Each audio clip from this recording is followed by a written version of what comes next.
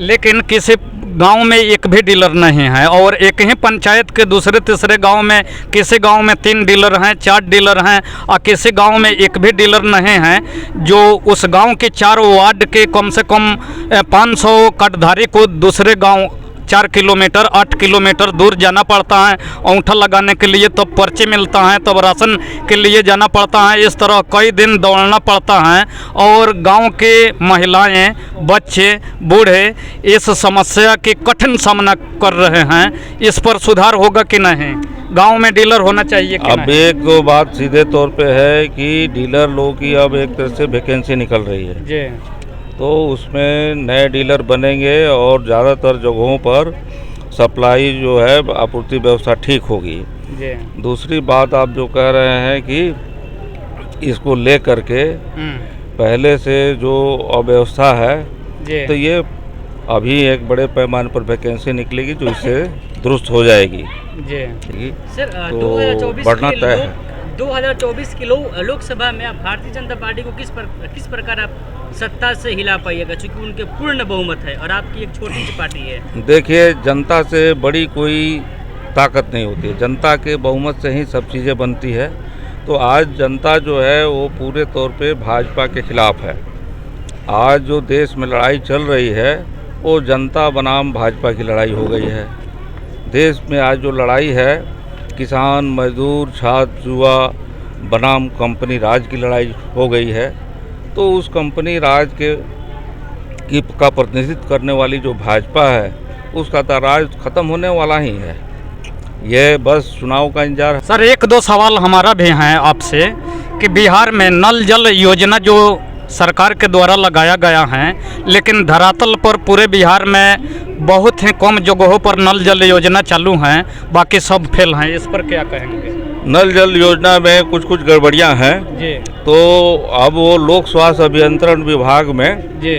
आ गया है। सरकार ने ऐसा फैसला लिया है कि इसका अब लोक स्वास्थ्य अभियंत्रण विभाग इसको ठीक करेगा, जिसके पास अपना इंफ्रास्ट्रक्चर है जी। उसके पास इंजीनियर हैं, तमाम तरह के टेक्नीशियन हैं, उसका अपना सिस्टम है। तो ये आने वाले दिनों में ठीक होगा। लेकिन आने वाले दिन से पहले सर 7 साल हो गया नल जल जब से चालू हुआ तब से अभी तक। ये तो अभी फैसला हुआ है ना जी।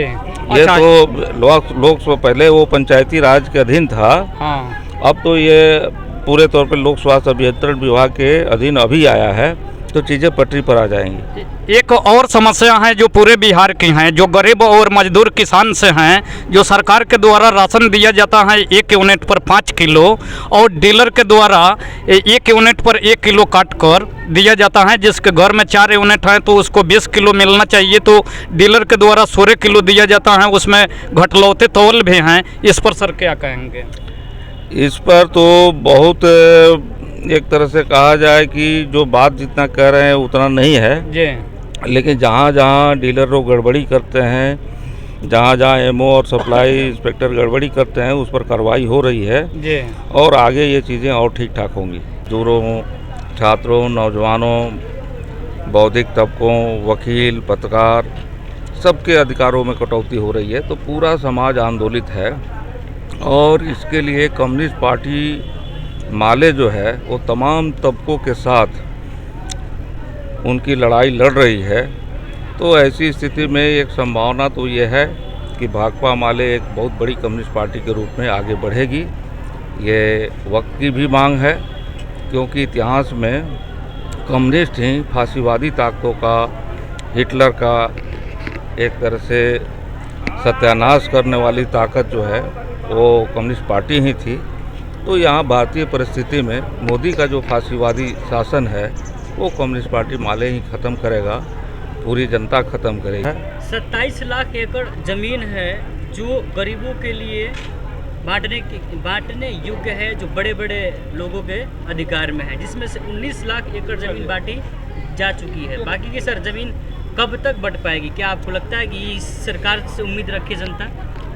देखिए, अभी वो जनता के आंदोलनों के ऊपर निर्भर है, जनता की जागृति के ऊपर निर्भर है, ज़रूरत के ऊपर निर्भर है। तो जनता को ज़रूरत तो है।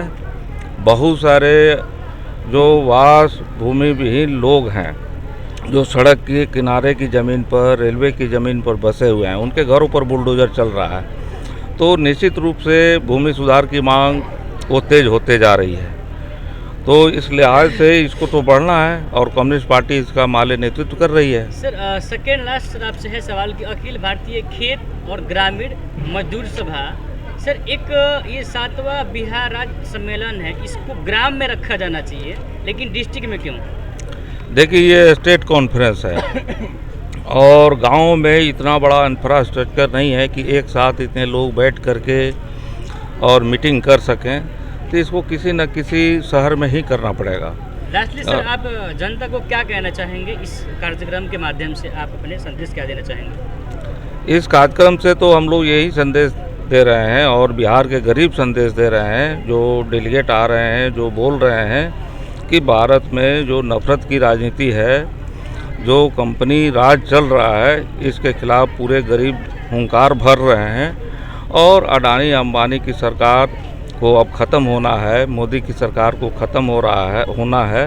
ये पूरे गरीब ही यहाँ के संदेश दे रहे हैं जो सम्मेलन में भागीदार हैं और ये 1-2 जिलों के प्रतिनिधि नहीं है, बिहार के 38 जिला के प्रतिनिधि हैं और सबकी यही चाह है और सब इसी दिशा में मुहिम छेड़े हुए हैं क्योंकि उनके जुल्म से ये त्रस्त हैं भाजपा के।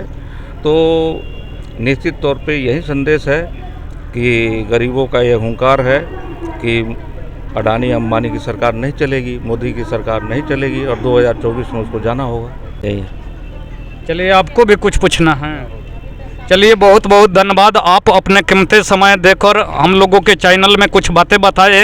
ये हैं सिकटा मैनाटांड़ के माननीय विधायक वीरेंद्र प्रसाद गुप्ता जी, जो यहाँ बेतिया के बापू सभागार में यह जो 7वां सम्मेलन हो रहा है, इस सम्मेलन के विषय में बताए और गरीब मजदूर के हक की लड़ाई ये लोग करते हैं और हर हमेशा गरीबों के साथ रहते हैं और साथ देते हैं और गरीब के हक और अधिकार के लिए हरदम लड़ते हैं। इसके लिए बहुत बहुत धन्यवाद। हम इनसे जुड़े इस रिपोर्ट को बेतिया से दिखाते हुए RDX मीडिया नेटवर्क में मैं राजेश गुप्ता। जय हिंद, जय भारत।